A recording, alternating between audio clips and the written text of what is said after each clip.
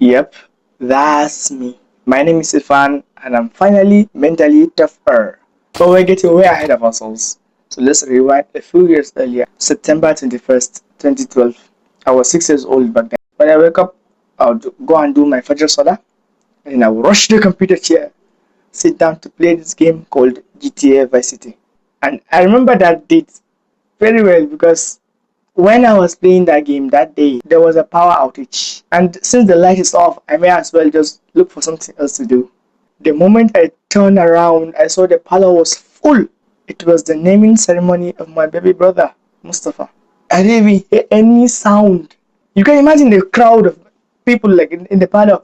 I was so immersed in that video game, I didn't even hear a single voice. I was just playing this game. And I slowly just ran into my mom's room.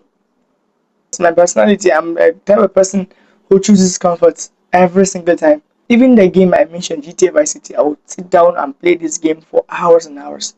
Some days my mom will even keep the breakfast for me next to the table, and I'll be so immersed in this video game I didn't even see a person. So when there's like a power outage, which is very very frequent in Nigeria by the way, I would eat the food and do whatever I want. But by the time the light is back on, I'm back in this computer chair. And I grew up like this for the next 14 years. I'm supposed to be doing some hard work. I'm growing up. I'm becoming more and more of a man, but I still have this comfortable lifestyle.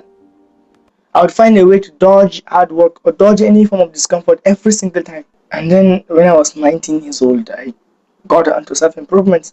I started to fix my sleep. I started to fix my relationship with my family. I started to meditate. I started to exercise. Everything was going well, but there is still one problem. I am mentally weak. And so I wanted to fix me being mentally weak. And one day it hit me randomly. I was scrolling on my phone. And then my sister just came up to me, "Hey Irfan, I wanted to submit this order." I said, "Yeah, I took a KK, which is like taxi." For some reason, that driver took an unbelievably long cut to reach that destination to the point that I thought it was a very far distance from our house. When I submitted the order and everything, it was time for me to come back home. But I cannot just follow the route driver took to come here. I cannot just do that. It's just way too much. And so a brilliant idea came to my mind. I should follow a shortcut. So the idea was I would follow left turn and then follow another left turn to come out of the other side of the road. Sounds smart. What could possibly go wrong? I went onto that.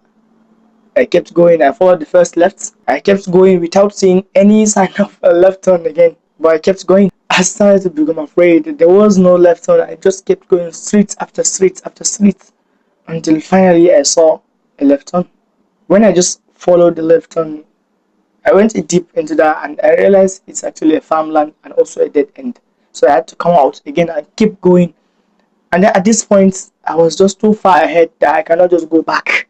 I kept going for hours. And finally, when I just saw the lights at the end of the tunnel, I saw the left turn leading to the exact same road I mentioned. I started to hurry up and started to rush. But then the rain came. It was heavy. It was a heavy rain that's going to come. In the rain, I would move fast. I would even sprint sometimes. And then I would go and rest, come back again, keep on going, keep on going. The moment I reached the other side of the road, I just turned my eyes and what I saw was jaw dropping. I saw the Jeep Jam roundabout. Oh my god, the distance between this place and my house, 7 kilometers away from home. And so I did what any intelligent young man would do. I trekked home. I trekked 7 kilometers home. It took 3 hours. Every step of the way it felt hopeless. For some reason I was miraculously able to calm my mind down and reach home. The moment I'm like, home sweet home, I had to like crack my feet a little bit. Just relax on the couch. I was so tired by the way. I was contemplating what did I just do.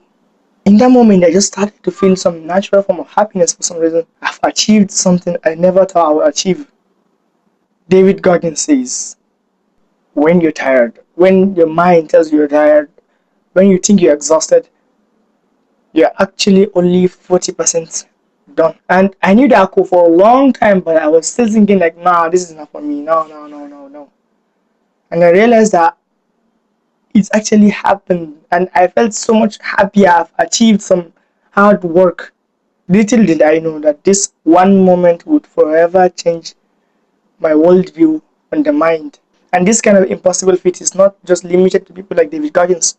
We Muslims, we also need this mental toughness as well. Look at the Sahabas in the past. Look at the Prophets also. How they endured so much suffering just to utter a statement of kufr. Like, think about that. Do you think you'll be able to do that? Of course not. You when you hear gunshot, you just explode, saying, "Ah, no, I'm a kafir," whatever, all these things. It's not wrong, by the way, but this is actually weakness. We are not supposed to be weak as a man. So ask yourself these deep questions. When you die, do you think the Prophet ﷺ will be proud of you? If a war arises, do you think you will trust someone like you as a leader?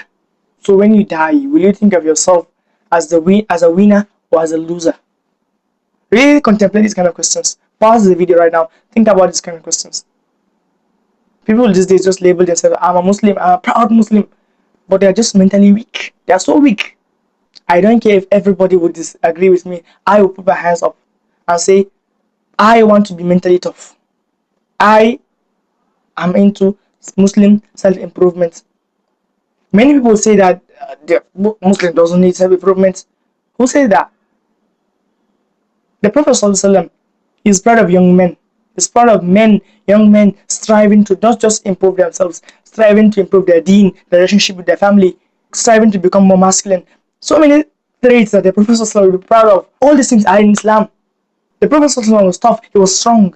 But look at people these days. We're having like a flat pot belly, thinking, I'm strong. Of course not. You were not meant to live a life of mediocrity. We've seen so many average dwelling in this world. You are not one of them. We have to do something about that. I would love to reach my goal of 10,000 subscribers this year. And you can help with that by clicking the subscribe button. It's completely free, by the way. Also, invite you to join our community of young, ambitious Muslim men on self-improvement. Click the link in my bio. And other than that, I would like to end with a humble quote. Too much attention makes a donkey think he's a lion. Assalamu alaikum wa rahmatullahi wa barakatuh.